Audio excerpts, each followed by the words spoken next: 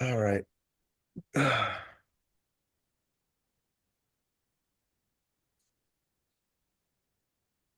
Perfect. Ladies and gentlemen, all right. Welcome to Shady Mob Live, episode 5, with your Ooh, hosts, the king himself, NPV, and Alex, the man, Angelov. Introduce yourself to the people. what is going on, guys? Welcome to another live episode of the Shady Mob Live with Alex the Man Angelov and Nelson the King Peralta right there. Oh yeah. Freeze, bunny ears. Let's go. Anyway, ladies and gentlemen, how are we doing today? I am doing fantabulistic ballistic.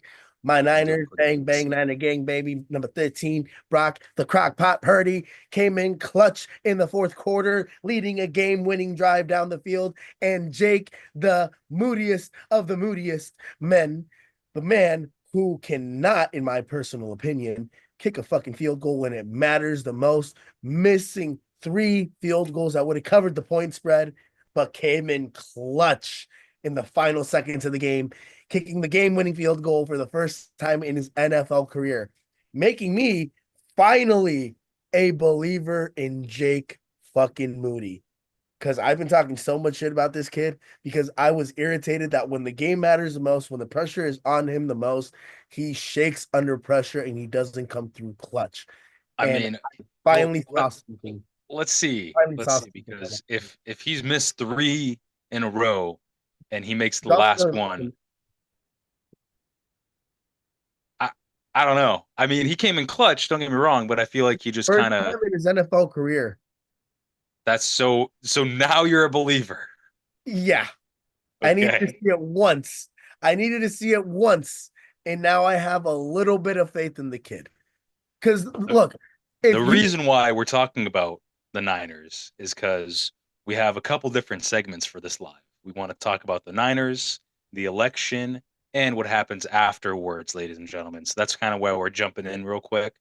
And in the meantime, I'm also building out a little Lego that I found in Target. So just starting now. So, doing my thing while I'm like doing that. Sometime Nelson will talk about some stuff. I'll jump in as well. And yeah, we're gonna try out a little schedule, a little like segmented parts. So now we're gonna talk about the Niners. Probably so, Nelson will lead the conversation a lot more just because again he's a master of sports knowledge. and that is my financial expert right there, my CPA, my certified public accountant, Alex the man Angela. Whoa, whoa. Not certified yet, dog. But he's my financial advisor. There you go. Of Um, Also best friend of the last over 20 years, I think. course, man. 20 years, 20 years, Back 20 to back, back to back, best friend champion. champion. Um, But so back to the Niners. This kid sucked. In my personal opinion, I hate him, bro. I hated him. I hated the fact that every time when the game came down to him making a clutch field goal, he choked under pressure.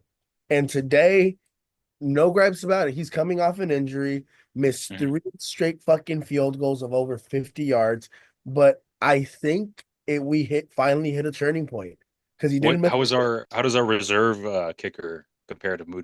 I liked Wright. I didn't like Carlson, the kicker for the Green Bay Packers last year. Mhm. He was our backup, or he was the kicker that we were using the last couple of weeks because the guy that we brought in after Jake Moody went down hurt his shoulder, trying to stop a guy returning the ball, and he was out. But he was money. He hit all of his field goals, and I wanted to see more of him and see how he responded in game time clutch situations. But because of his injury, we went with Carlson and I think Carlson fucking he missed the field goal, I think, last week. And that's why we got Jake Moody back because we drafted him. We want to see if he's going to be the guy. They believe he was going to be the guy. I didn't see it last year when it mattered the most, especially in the Super Bowl. He kicks a field goal. He makes a couple of plays that were on him to make. We Mhm. might have been Super Bowl champions last year. And then this year, prior to his injury, when there was a game-winning situation where he could have kicked a field goal to put us up, he missed it. He cost us a game. Our special teams for the 49ers has been shit this entire season. I'm not going to sugarcoat it. We just like every week it's one thing or another. But if there's a possibility where in the final stretch of the season, because right now we're at the midway point, if we can play the last, we got two, I think 2 more months. If we can play the last 4 to 5 games mistake free on the special teams, I'll be a lot more confident. And I think today we might have finally hit a turning point. Jacob Cowing, after muffing the punt, caught the ball, returned it for a nice, pretty return that set us up for a touchdown, the go ahead touchdown, making the Tampa Bay Buccaneers have to come back and tie it. And we had Jake Moody in a situation where he needed to kick a fucking field goal to win us a game, come in clutch for the first time in his NFL career, in my opinion. So What do you turning think about Brock, what do the you what do you, crock pot Purdy cooked today, ladies and gentlemen. He was okay. mistake-free football. He fumbled the ball, I think, once because he was trying to get out of the pocket and trying to get a first down. But when he doesn't drop the ball, when he doesn't throw an interception, when he doesn't like turn it over with a fumble or anything, we are, I think, undefeated. So if he plays clean football, we're undefeated. If he throws an interception, that's when if he throws a pick, if he fumbles the ball, that's when it gets shaky. And Brock the Crockpot Purdy today, ladies and gentlemen. Brock Rock and Sock and Purdy, ladies and gentlemen. He rocked, he socked, and he fucking took him down today. CMC came back. He looked nice. He's got a little bit of Is he actually playing or is he yeah, is he in practice? He played Oh, really okay. well today. He came back. He played really well. I enjoyed seeing him that little rainbow pass from Brock to CMC for for like I think it was a 20-yard game. Um, it was a great game. It was good. Now that we're off the bye week, it sucks that we didn't cover the point spread. I think we if Jake Moody hits those field goals, we definitely cover. But with that being said, I think we're gonna start getting into that stretch in the season where we show who we really are, especially now that we got CMC. You got sticky Ricky Pearsall coming up, clutch with those hands, the rookie, coming back from being shut. You heard about Ricky Pearsall getting shot, right? The wide receiver No. for the Raiders. Yeah, he was shot in the like right before the season started, and I think Really? Holy shit. yeah. Yeah, this was his third game, and I think this was his third game playing since Brandon Ayuk is out. Ricky's now the number 3 guy. Jawan is moving into that Ayuk spot, and Ricky played really fucking well. He caught a touchdown, his first NFL touchdown of his career. And Is I he would, is he a running back? Like is he a oh, he's running a back? wide receiver. Okay. Yeah, he's a wide receiver. Hold on. So I'm excited to see what we can do here in the future. Next week, I think I gotta check who we play next week. But with that being said, my picks this week right now, I'm 2-2. I hit with the Pittsburgh Steelers being able to beat the Washington Commanders. I also hit with the 5.5 of the Patriots being able to cover and essentially upset the Bears. They smacked the fucking Bears. Excuse me. Niners, I had the Niners covering the points. Uh, we would have covered the points if our kicker hits all those field goals. But again, what gives me confidence in Jake Moody now moving forward is that he's finally got the monkey, in my personal opinion, off his back, where he has kicked a game-winning field goal in the NFL when it mattered the most. And that's beautiful. Like I don't remember him ever in his NFL career doing it, and now he did it for us, and I'm proud of him. I'm proud of him. I'm proud of him. Next week we are playing. What are we playing? I don't know. Oh, we're playing Seattle. Easy dub. We are undefeated against Seattle, and we're going to continue being undefeated as long as Brock Purdy is your quarterback, and as long as Geno Smith is their quarterback. Just What saying. happened to Seattle, man? I feel like they were a force to be reckoned with. They were, but I had him in the preseason being the worst team in the division for a reason. It's a new defensive minded head coach.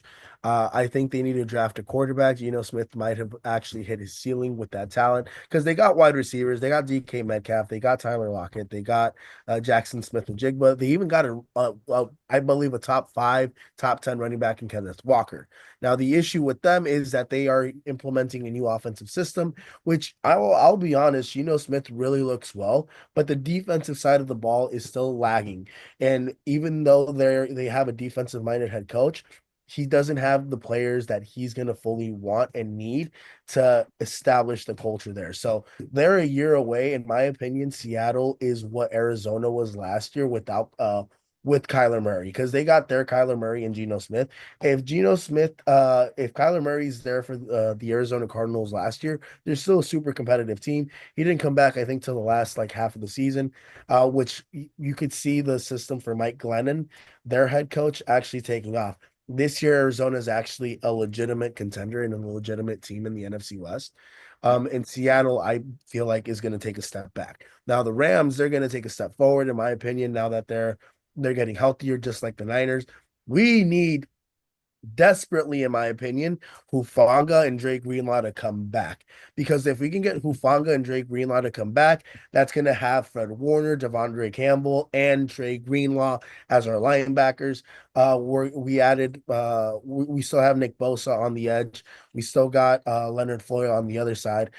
Our defense is going to be fine. We're playing a lot of rookies because of injuries, and they're going to be better as the season goes on. That after they got ran through in that third quarter, giving Bucks the lead, they Mm-hmm. shook everything up, and they played so much better. So I think Niners defense is going to be better towards the last half of the season, towards probably the last 4 or 5 games heading into the playoffs when it really matters the most. I have faith. I am very faithful. But same with the Rams.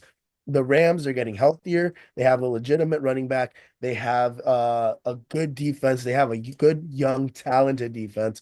And the Rams, in my opinion, it's going to be a tight race between the Arizona Cardinals, the Niners, and the Rams, especially because the Niners, there's just so many things that we have to overcome right now. And we definitely need to get our special Don't you teams. think the Rams have in their quarterback getting a little older? Like Stafford is Well, older, I hate the whole perception that people have about Stafford being a top five quarterback. and that's coming from I know nothing about the Rams, but my one of my coworkers, he's a Rams fan, and he's talking about his age quite a bit.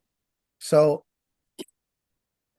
the reason why I'm bringing this up is because like Matthew Stafford, when he was the quarterback for the Detroit Lions, was an injury-prone quarterback who was not known for being able to elevate a franchise and even win. The Mhm. reason why the Rams got him was because he was an upgrade over Jared Goff, who, in my opinion, was a like who still had a long way to develop, and he's developed into a good quarterback, but he's not, in my opinion, a top 10 or a top five. He's not a top five quarterback, in my opinion. He's Mhm. also not a top 10 quarterback either. Matthew Stafford, when he doesn't have the weapons that he needs, he is a he is a 500 quarterback, just like every other star quarterback in the league. Like for example, people dish on Brock Purdy because he has the talent that he has around him on the offensive side of the ball. But if he doesn't have it and he's still managing to stay at 500, that should say a lot because all the other top quarterbacks in this league, like Joe Burrow, like Matthew Stafford, like for example Jared Goff, don't tell me Jared Goff is a good quarterback when he has the talent that he has around him as well. If you take away some of those pieces, he's not going to be able to win the games that he's winning right now. We've seen him without him, and we see him with those pieces now. Mhm. So it's all in perspective, right? Matthew Stafford, he's getting older. Matthew Stafford, in my opinion, has is an injury prone quarterback just who with the Rams elevated himself to a air quotes top five, top 10 quarterback, Mhm. thanks to Sean McVay. Without Sean McVay, he's not a top five, top 10 quarterback. His age is showing, and without the weapons around him, he's going to be struggling. So he has also a lot to overcome. I don't legitimately consider the Rams a real threat in the playoffs, but actually, no, I consider the Rams the biggest threat for the Niners in the playoffs.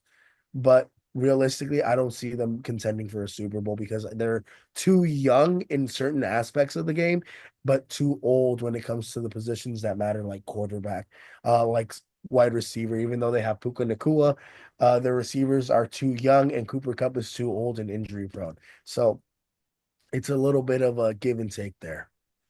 What do you think about just a pivot? What do you think about what do you think about the Ravens? A lot of my coworkers are from Maryland, and they're Big Lamar Ravens fan. Jackson has finally developed into the pocket quarterback that they've wanted him to be A lot of desperately. them are saying he's MVP material. Oh, he's definitely, if he doesn't win it, it's just simply because the Kansas City Chiefs went undefeated. And um yeah, it's simply because the Kansas City Chiefs went undefeated because Patrick Mahomes is not playing MVP caliber football this year.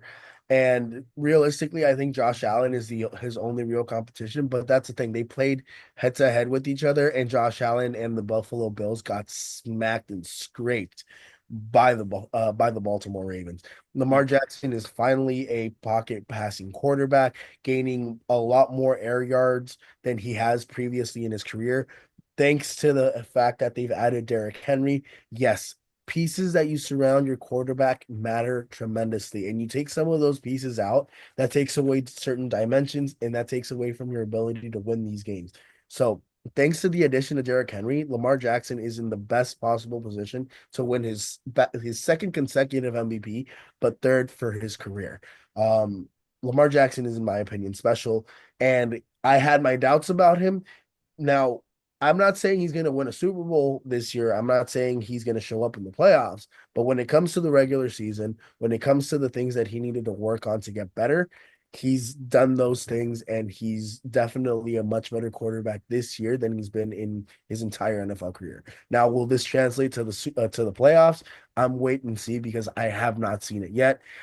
He gets a little bit too much in his head, and now that he has Derrick Henry, he has to be okay with letting Derrick Henry take the workload off of him when it comes to the playoffs, and then picking his spots to his receivers when the time matters the most. Mhm. Right now, I'm watching the Arizona Cardinals blow out the New York Jets, who were favored in this game, and I don't know why. I'm sorry, Aaron Rodgers is not a good quarterback. I've told y'all, Kyler Murray and the Arizona Cardinals are a legit team. I said Seattle was going to take a step back this year, and I think I'm kind of right about that.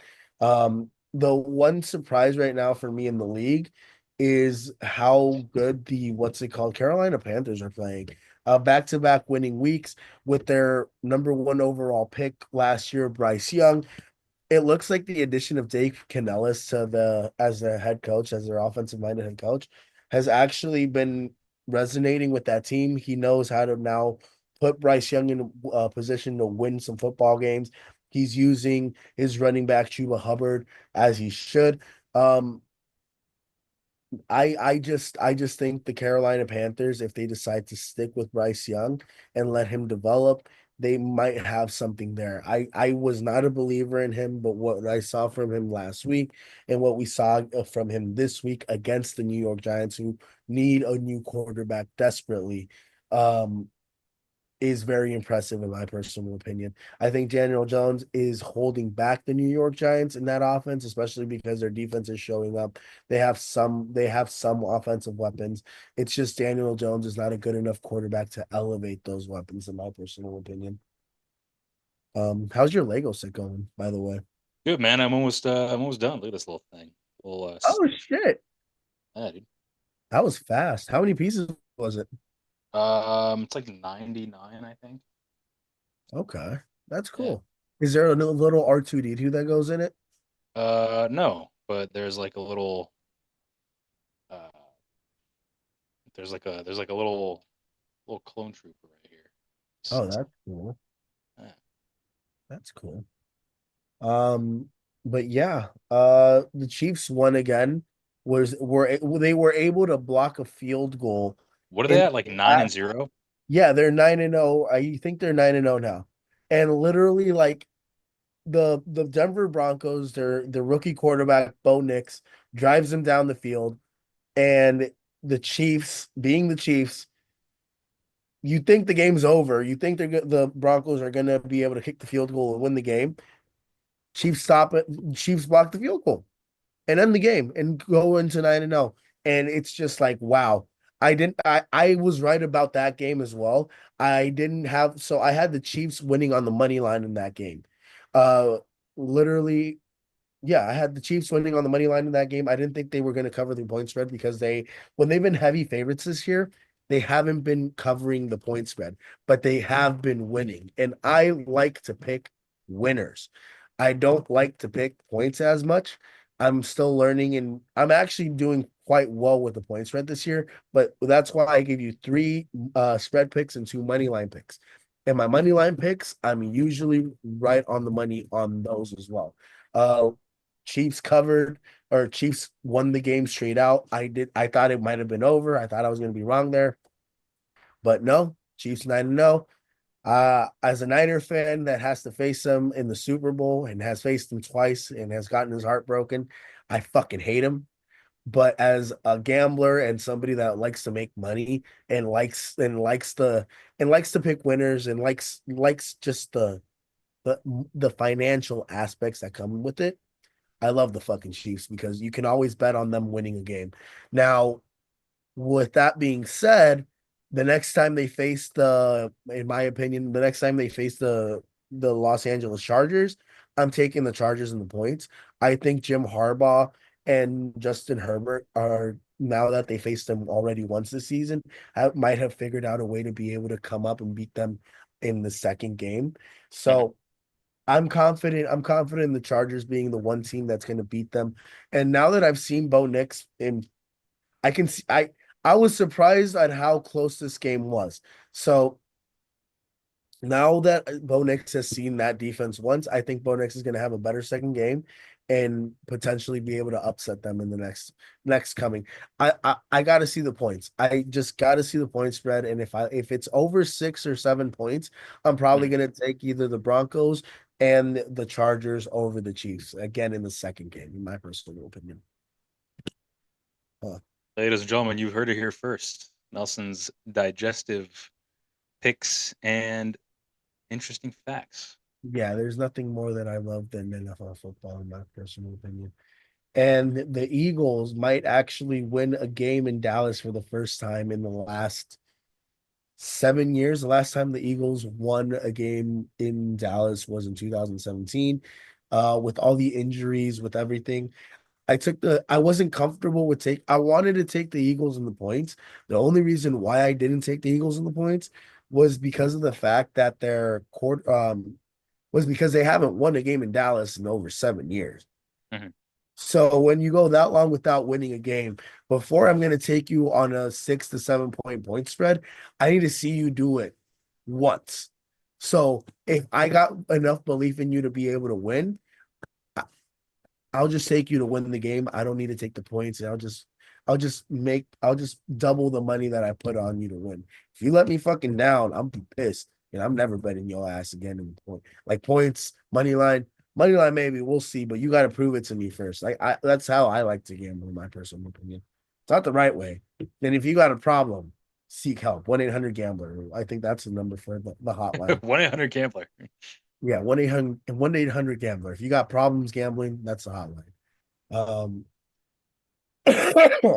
but the Steelers came up clutch against the Commanders. That was one of my picks again. Steelers 28-27. It was a they were plus 2.5 to they were minus 2.5, or no, the Commanders were minus 2.5 to win the game.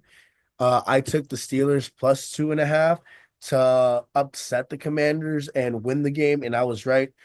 The dimension that has been unlocked with Russell Wilson as their quarterback is incredible.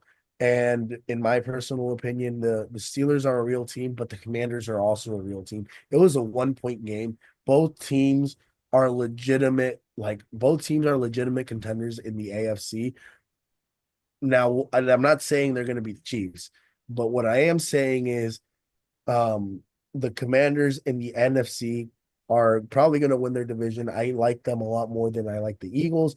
And the Steelers in the AFC are in contention to win their division. And I think they're going to be able to do some things to the Baltimore Ravens. Their defense is just incredible, in my personal opinion. TJ Watt, Minka Fitzpatrick, Mike Tomlin, the head coach over there, they're clutch. In my personal opinion, I think the Steelers are clutch, and the Ravens should be worried. In my personal opinion, same with Lamar Jackson, because the games against them might cost him an MVP. In my personal opinion, I'm just saying. I'm just saying. Did you finish? Yeah. Perfect. Oh yeah. Look at Oh, this. look at that shit. Pretty sick. Little Awesome. little figurine right here. There you Okay. go. Okay. All right. So transitioning topics, ladies and gentlemen. Let's talk about the US presidential election. Alex, what are Yes. your Let's talk. thoughts?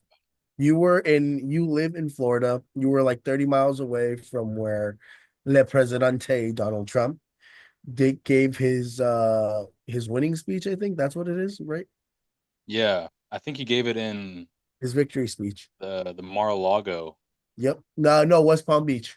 Yeah, West Palm Beach, yeah. And he was there. I'm not surprised, really. I definitely thought You he was vote? going to win. Huh? Did you vote? No, I did not. I did not vote. I didn't vote I either. don't I like didn't vote either. I I didn't like don't either like one of them. I don't like Kamala. I don't like Trump.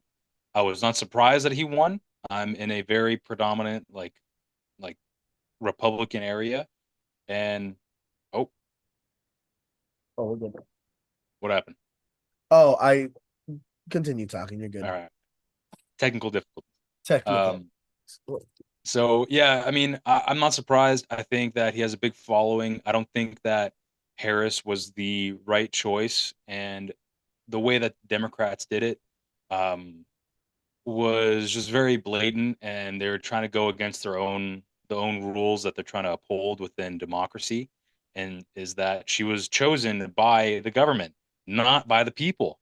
And so what I think happened is that people realized this and actually wanted to vote for someone who went through the process, even though, yes, there's a lot of things that he does right and does wrong. It doesn't matter. Trump did the thing that every American has the right to do, and is they have the right to become president by any means necessary in terms of a democratic policy and pathway. While Kamala was anointed, she was literally given the the position when Biden was the clear Democratic choice that everybody, voted for, technically. Like that's what the Dems wanted, right? At a time, but Well, he stepped that's the thing. down and Kamala then No, became but that's the thing. I don't even think the they anointed Democratic candidate. did they have a DNC because I don't even think they actually had like the whole process. I think they just appointed Biden too. Like nobody they didn't want to. Well, he was that was the choice. That was the choice that they, chose, right? And it was Yeah, they Biden for a chose moment. But again. then a lot of them, once he stepped down, a lot of people endorsed Kamala, and so That was a she was mistake. the choice, even though there wasn't a Democratic National Convention. And so that's one reason why. Another reason why was her her policies on taxation and also the strength that she would project in foreign policy. That's a lot of thing, a big thing that a lot of people feared, and her policies on immigrants and how she would mimic certain policies that Biden has in place, where immigration is it's more laxed in a sense. It's more lax. A lot of people are coming up from the border. A lot of people are flying in, and that's what people don't like. They don't want, America isn't racist. We're not in we're not racial compared to other countries. What other people don't realize is that other countries are more racist than America. Like there's a lot of things that happen in Europe, in Eastern Europe, in Asia, and Africa. Like there is so much more racism there, but because America is so like Bro, if media you driven guys think that America, no, that that's people the thing. like have Really quick. such a focal Sorry, point on it. sorry to interrupt you, but if you think Americans are racist, bro, go to China. Go to fucking Japan. Like, if you have a child with a foreigner, your child is not Japanese in Japan, I think. Like, we are not racist. We are like one. This is why I love being an American. I'm sorry. Like, really quickly, I love being an American because we really do live in the best goddamn country in the world. Hell yeah, dude. Like, Hell I yeah. Fuck understand yeah. there's poverty, there's a lot of things that we may not agree on. I understand that. But the fact of the matter is, if you go to a third world country, you see people with diseases, disformed, like it is, go to Peru. like the reason why I'm talking about this is because I've gone to Peru. I grew up going to Peru on a yearly basis, and I didn't grow up going to Peru and taking like these fancy luxury cars anywhere. I grew up going to Peru and taking the buses, seeing kids that were blind, malformed, malnourished, coming on these buses asking for money, bro. Like puts perspective into my life. Then do your research. In other countries, if you have children with foreigners, your child is born in that country, that child is not from that country. He is from the foreign land wherever the father's from, which I think is fucked up and I think is racist. In certain countries, you cannot go to certain areas. In the US, we have we have the freedom to go wherever we really want to go. Granted, there are some government restrictions in certain areas where it's government property, obviously, but Yeah, it's the government. They have some say and right yeah. to, But bro, we their can land. literally do what we want when we want to. Granted, there are laws, so it's not like chaos and an anarchy out here. But realistically, we are the most open-minded people in the world, more than Europe, in my personal opinion, because there's a lot of racism that goes on in Europe itself. There are. There are, especially Eastern Europe. I'll take a jab at my own, you know, ethnic area because a lot of people did not accept Middle Easterns. A lot of countries didn't accept Middle Easterns, but they accepted Ukrainians, which again, because they look the same, right? And so, in that aspect, even like the countries that did accept a lot of immigrants, a lot of refugees, which, you know, it's nice of them. It's really nice. A lot of them are very wealthy countries and they felt obligated to, but a lot of the people just don't like that. And what happens with it is that when you have refugees that don't uphold the same value, culture, and respect for that country, and they come over expecting to be like given shit, the domestic, like the actual population of that country, let's say, for example, I don't know if I'm just saying example. But let's say if you're German and you're seeing all this like immigration come in and you've been living in Germany, for a while, like your family is there for like 100, 200 years or whatever. You're ethnically German and you're seeing all these immigrants coming in and from war and torn countries and it's great, but they're getting a lot of hand stuff, the government's dealing with a lot of stuff and you're also kind of struggling like lower middle class and you're seeing all this like like handouts from the government to people who are not ethnically German, like they've been paying taxes and everything, and now they're coming in with their new values and changing your culture. Like, bro, of course you're gonna get mad. Or in England, that's why they left. That's why they left the Eurozone because they kind of wanted to be more secluded because that a lot of people are changing culture, and it's not, sometimes it's not what people like. It's not what people want. Some people want like their culture and they want like their values to stay the same. And it's okay to think like that. It's okay, but there are some more extremist people there. And that to circle back on our topic, when it comes to the election, I think that Trump just has a better mindset on how to deal with the border and just all these like, for example, like the Venezuelans coming in, how they're messing up cities in Chicago, and I think it wasn't Denver, it was another a city in the Midwest. Little fun fact: Dude, Obama deported more people than Trump did in his presidency. yes, For some yeah, reason, and for some fucking reason, Biden opened up the borders. We didn't want that. Like in my personal opinion, I thought, would I have liked a little bit more leniency? Yes. For our loved ones for the loved ones of the people that are actually in this country to come to be with them. Be something reasonable, but not to the extent that it's been opened up. You feel me? I think it's ridiculous. And I'm not a racist. I support everybody in their pursuit of happiness and what they want to aspire to. And if you're here to make a better future for yourself, go for it. bro. If you're here legally, great. Like if you're here on a visa or if you're here on a green card and you're actually like a resident of the United States, hey, that's amazing. That's how my parents came. Or let's say if, down the So road, did like, mine. My parents came here legally, flying because they applied for a visa. They had family members here.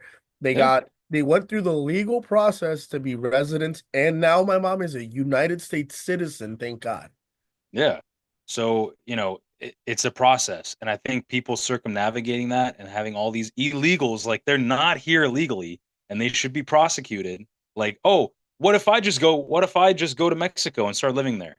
I'll be prosecuted because I'm not a Mexican. I'm not legally a Mexican, or I'm not a Canadian, if I go up north.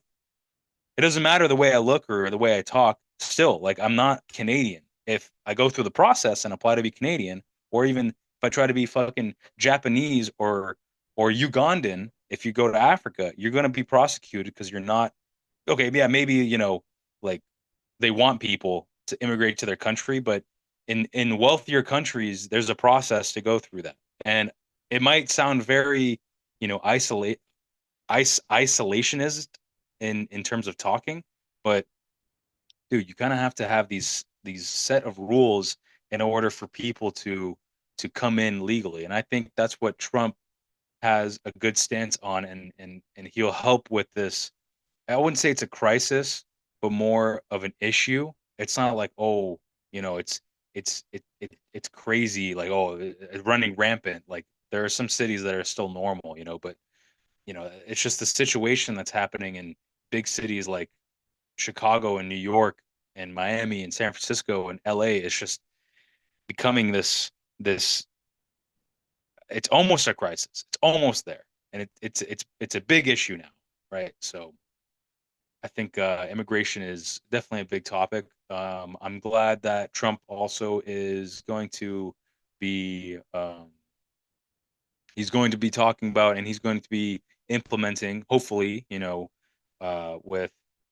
the House and Senate, more tariffs and taxation on Chinese goods. I think that they're circumnavigating a lot of U.S. standards when it comes to us obliging them, but they don't oblige to us. So I think having tariffs on Chinese goods will help out, trade, because they're getting a huge discount on our stuff, like bringing stuff in. But when we try to sell to them, we have to jump through a lot of hoops. It's like, dude, come on, like, why don't they open up more trade? And so I think Trump will definitely open the flow of I trade. was about to say, so that's why I'm so excited that Trump is actually coming back to be the president because Yeah, before COVID, I thought the economy was doing well. I bought my house actually under the Trump administration. Not saying that he had a big impact on it, but interest rates at that time were like 3.5%. Gas was they were steadily rising. They were steadily rising. That's steadily. interest rates were steadily rising. I was still able with my credit score, with a 5 fucking 80 credit score, to be able. I was still able to get a house with an FHA loan at 3%. So, like, I feel like the economy and everything was a lot better. My property value actually under the Trump administration had gone all the way up to, I believe, actually, no, up until this past couple, until up until last year when interest rates went up to 7%, my property value was over $5.5 million. Now, What? no, not five and a half, over $500,000. My property Okay. value was worth $500,000. Okay. When after the rates went up, my property value came down to $450,000. That's only like a 60 or $70,000 increase from what I actually bought it. Yeah. So I don't know how it all works. Maybe you can explain it to me. But So, okay. Yeah. yeah, but I just felt like there was more money in my pocket under the Trump administration than there has been under the Biden administration. I still feel like even though I have two jobs, even though we're doing this, I'm still like living basically paycheck to paycheck. And that's Yeah, your so it's interesting because a lot of people think that Trump is going to better the economy. I think it might plateau with him I think because we're going to go through 2 years of economic regression, and then after Trump's second year, the economy might start bouncing back. okay, um the only reason why people will probably praise Trump is because of the fact that interest rates are going down.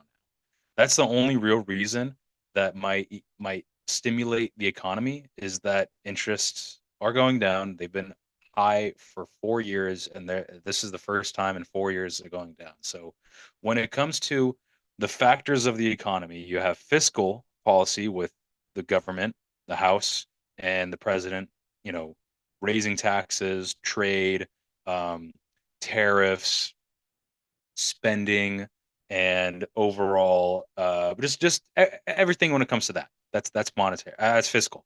Monetary policy is interest rates. So monetary policy has to deal with banking and interest rates of borrowing money, and the Federal Reserve deals with this. So right now, I think fiscal policy will not help the US economy. I think Trump should not spend as much. There shouldn't be that much.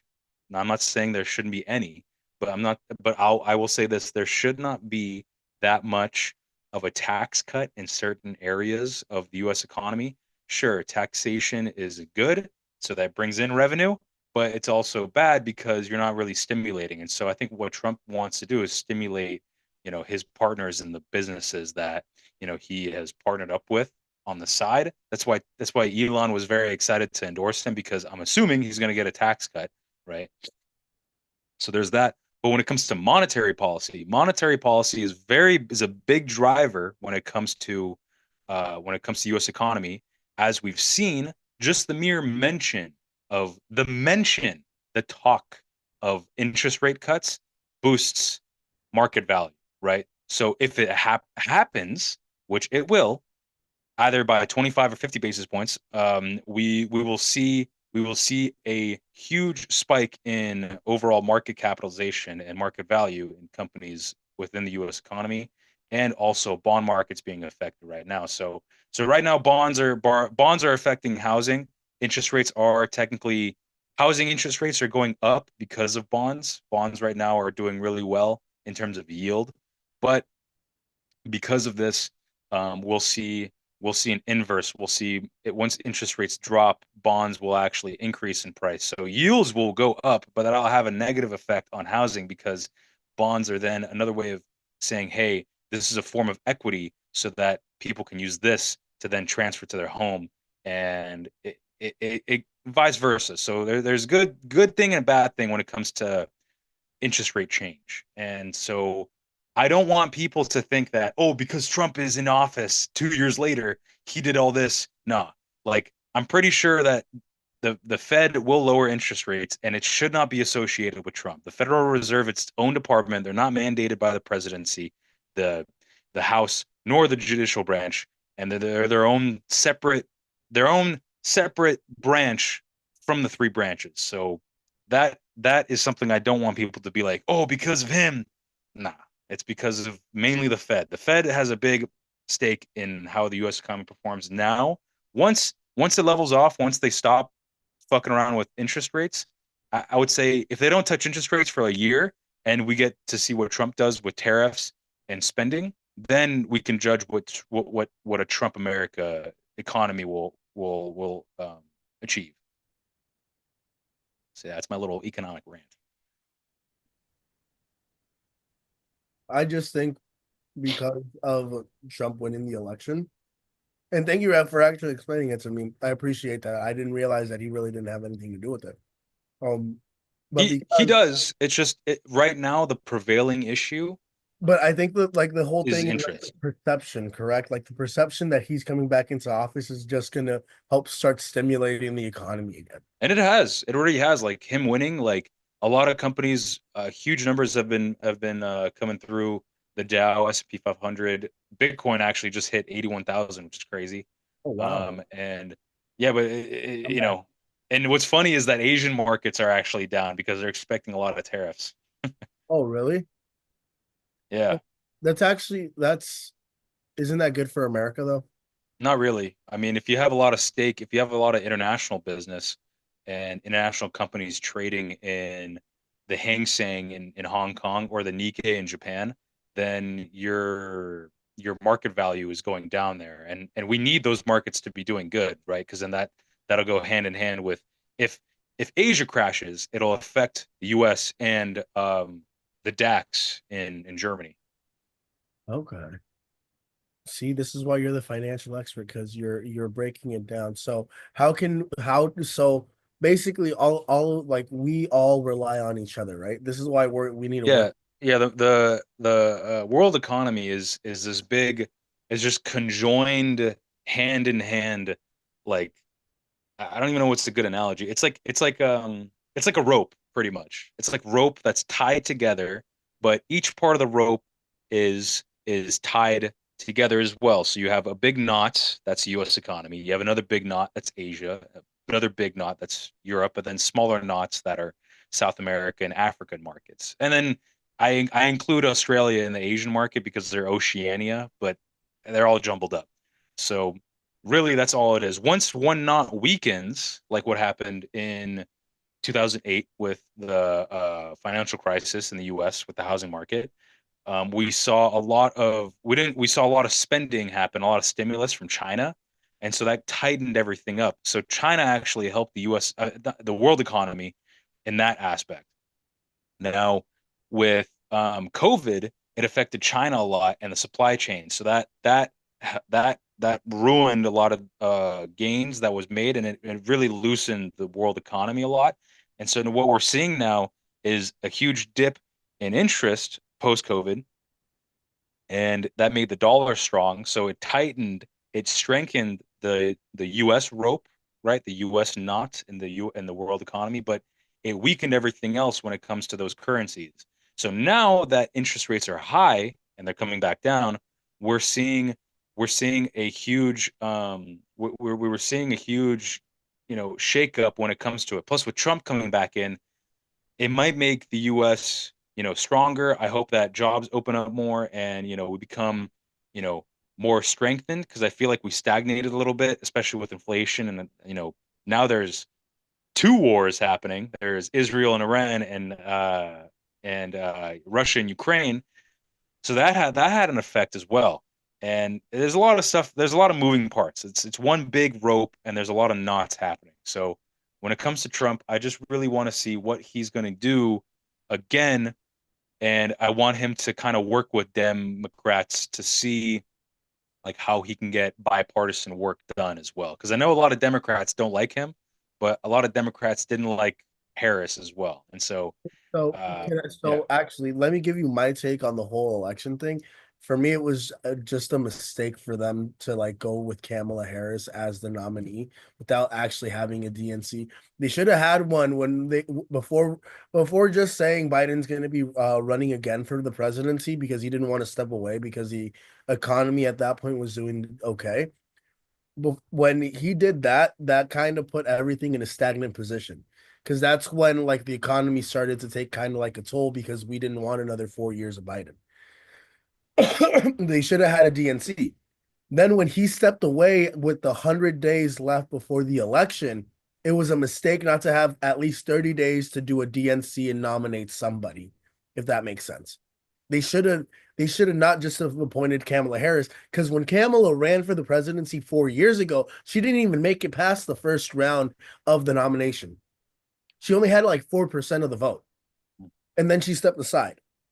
So that was the second mistake that they made. The third mistake that they fucking made was the whole fact that they weren't emphasizing. I like that. That's funny. No, the third mistake that they made was not having the third mistake that they made was not focusing on the real issues that we had, which was the economy of the American people, the economy that is currently like the economic impact of the American people, like how much money we're taking home, how we're living. Because realistically, like if I have two jobs, there should be no reason why I'm struggling, right?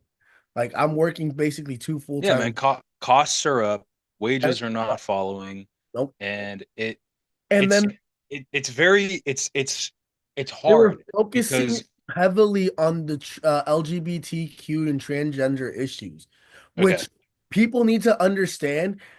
The United States is not California. We are not like the entire United States is not California. California has done leaps and bounds for the LGBTQ community. I am happy and proud that I live in California because we are one of the most open-minded states in the country. But just because we're open-minded, just because we're so lenient on certain aspects does not mean that the entire country agrees with what we are doing here in California.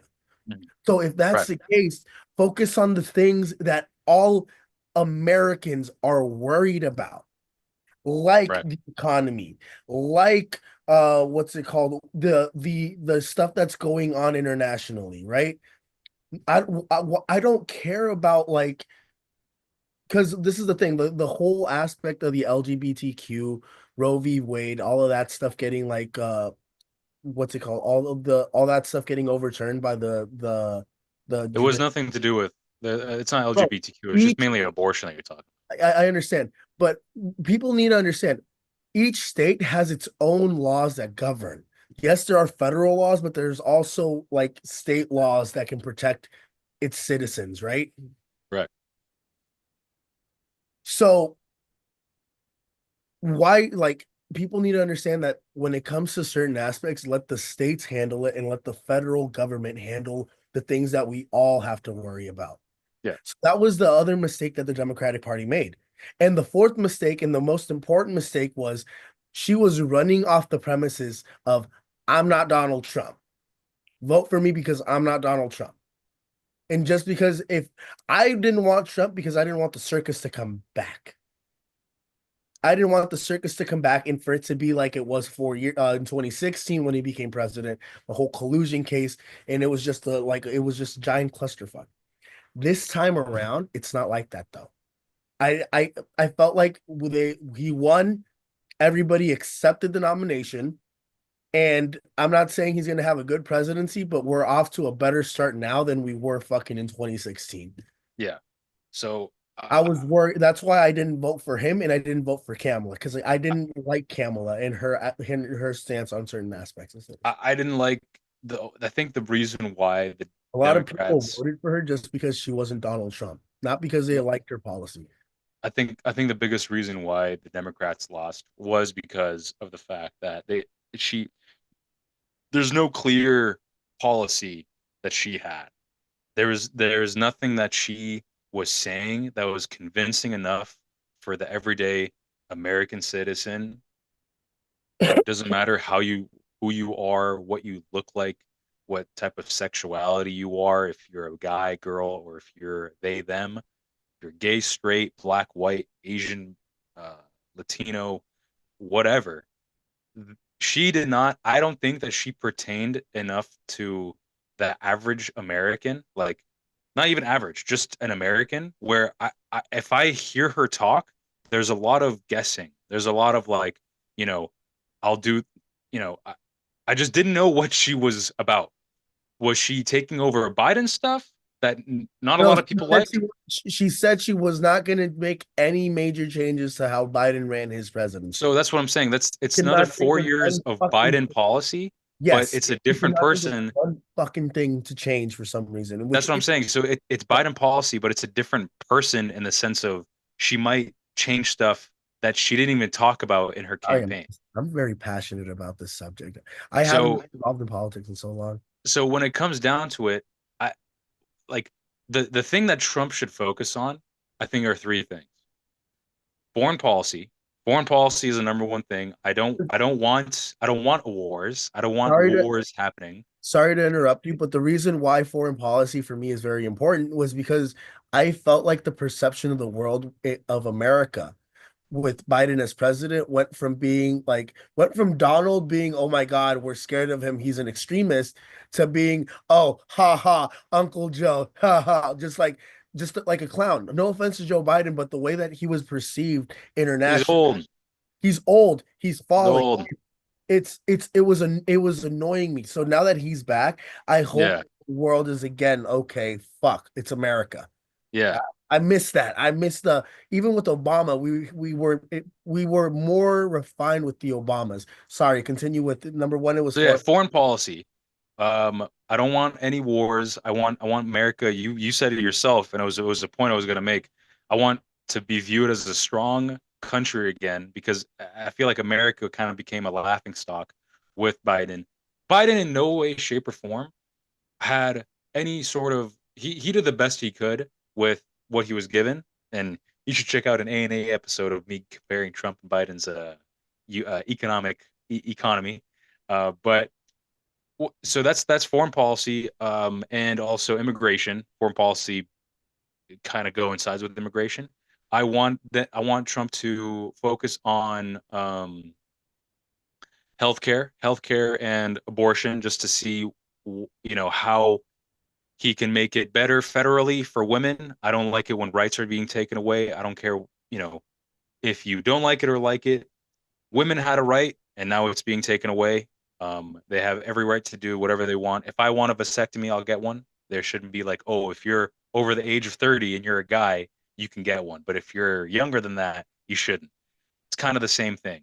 If you're this much, many months pregnant, you should still have the know-how and the say, hey, like I want this out of my body. I don't want this anymore. It's their body, it's their decision. And that's what I hope Trump kind of touches on, because that's a big issue.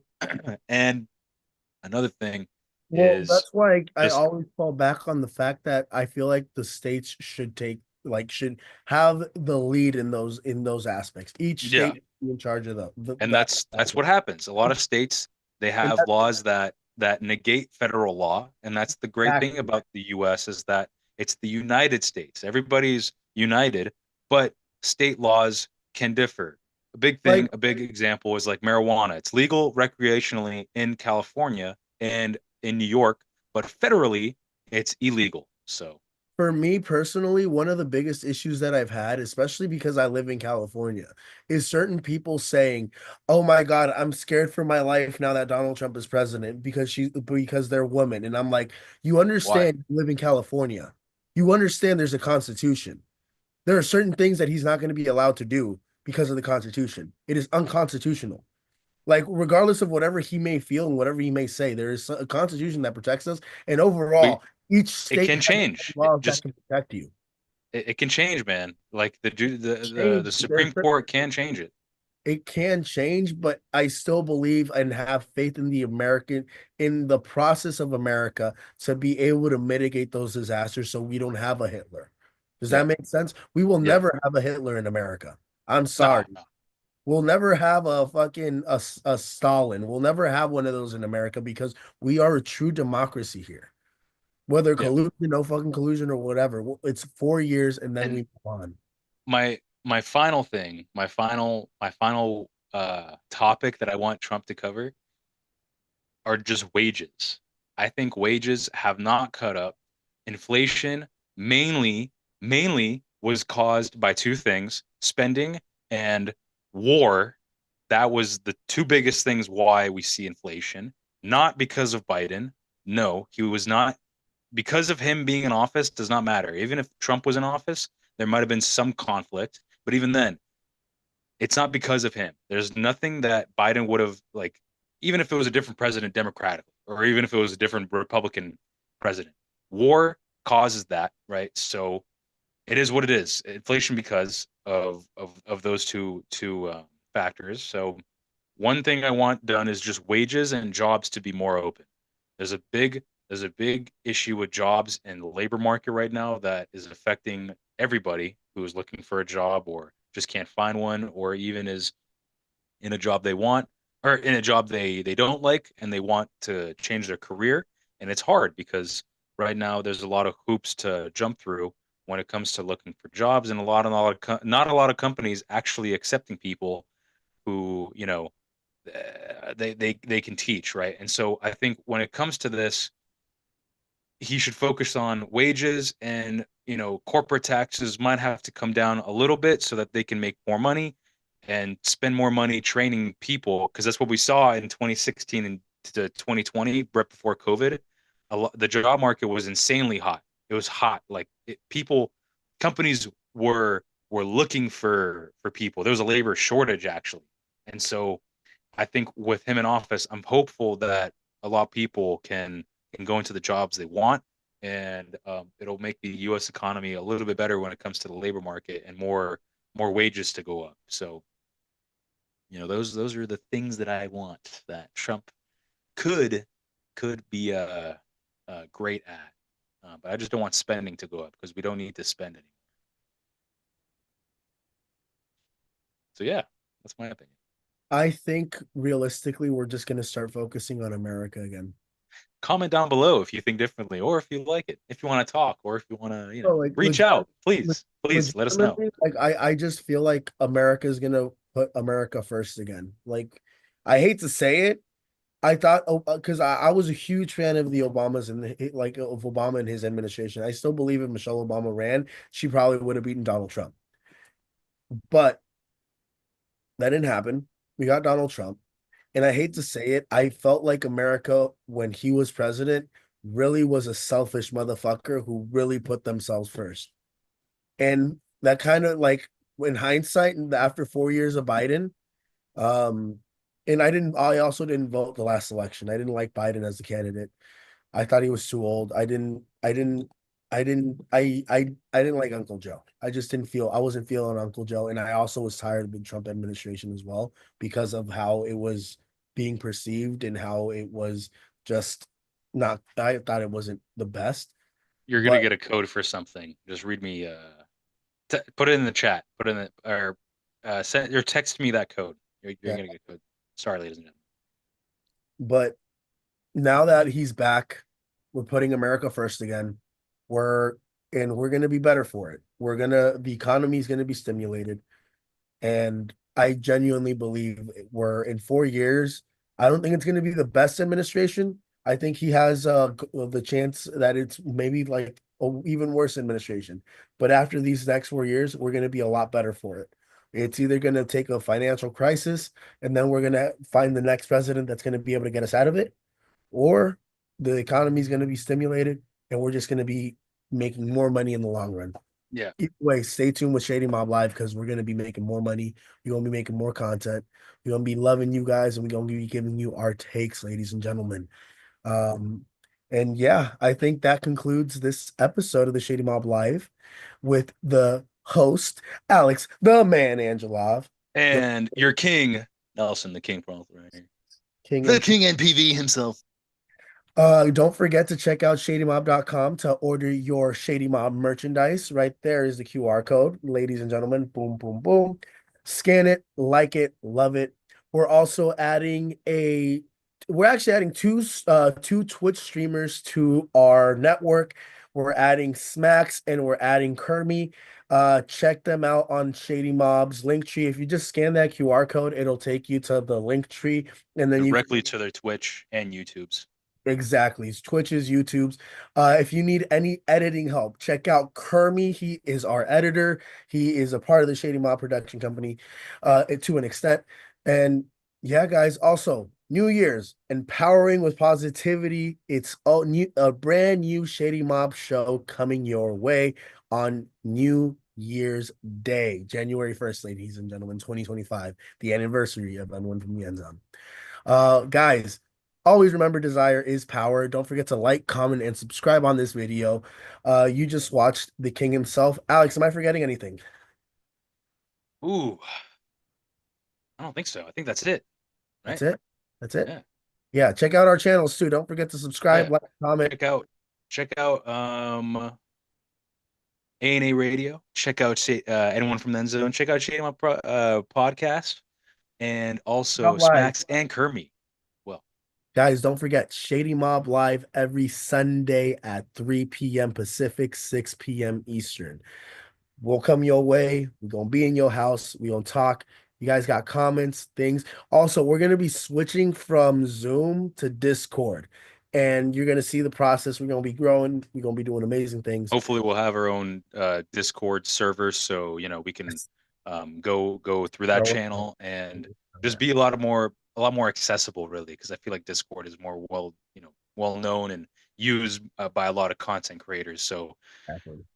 saying goodbye to Zoom soon. We'll still use it for like smaller stuff, but I feel like Discord is the way to go. So yeah, stay tuned. Remember, desire is power, and if you desire to be great, you have the power to be great. I appreciate you guys. Stay tuned for more.